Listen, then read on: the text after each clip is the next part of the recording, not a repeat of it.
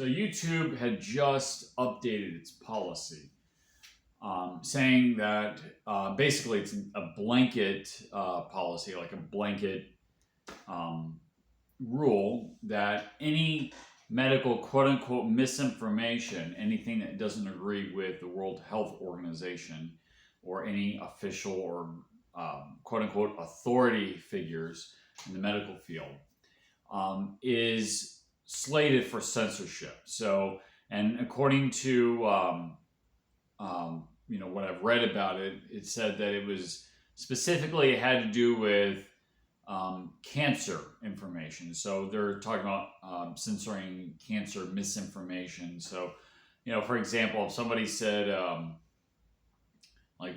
doctor says, taking vitamin C, through, into your blood system, directly in your blood system, is a good way of fighting cancer because you're boosting your own immune system. You're allowing your immune system to fight off the cancer. If it's not approved by so-called authorities, it's labeled as misinformation.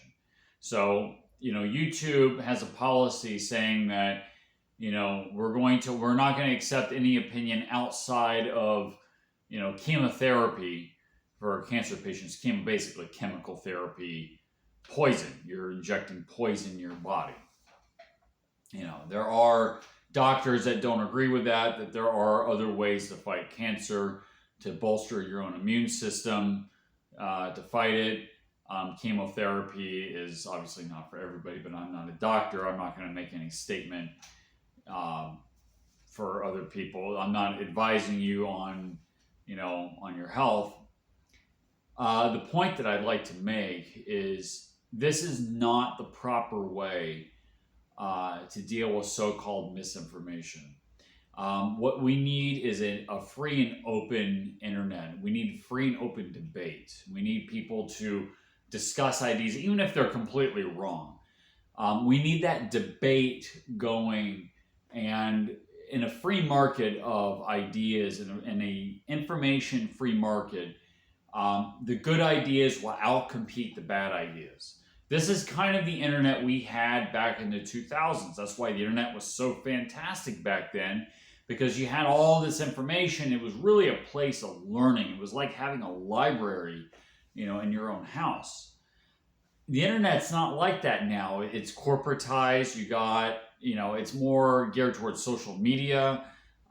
It's actually having a lot of bad effects. And yes, there's a lot of misinformation, but because of the way the internet has, I guess you could say, Google especially has done this, has personalized your experience online, where it tailors your search results to what Google or whatever social media platform, Facebook or whatever it is, thinks that you should watch. You don't get the free flowing of ideas. So you have like clicks on the internet where you have, these liberal group of people in their own echo chamber, and you have the alt-right in their echo chamber, and you don't get the debate. You don't get the free flow of information. So, what do? They broke the internet, and they're going to break it further.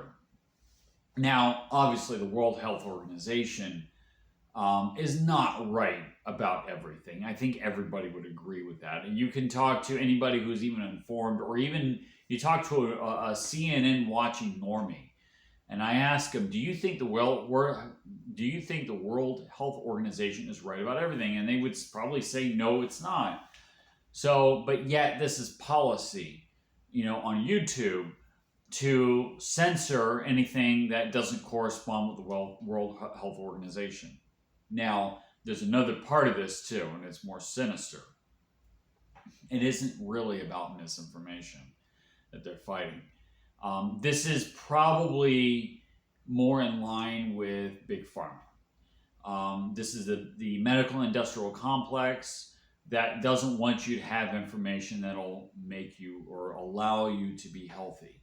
I can think of several individuals that are very popular on YouTube with hundreds of thousands of subscribers that will talk about specifics about diet, talk about, you should avoid seed oils, for example, that don't agree with what, the USDA or, whatever, the government says that you have to eat so many carbohydrates, have this food pyramid, that totally, these alternative doctors break the whole food pyramid, saying that you should eat more like meats and vegetables, and you should not be eating, not be consuming seed oils or processed food. People like that could be censored because it's not, these people are not a part of the mainstream. So, and of course, big pharma, they want you sick because, now you're paying rent to them. That is not, you're not buying a cure. You're just, paying for the treatment as long as you're alive. And so now, these alternative doctors that aren't going along with the World Health Organization that YouTube probably wants to censor, these are the kind of people that can prevent you from being in a rent-seeking relationship with big pharma. But anyway, the synopsis is that YouTube is becoming even more draconian. It's another corporate takeover of the internet, or a further eroding of our freedoms, freedom of speech, freedom of information and debate. And they're doing this because they want you to be sick.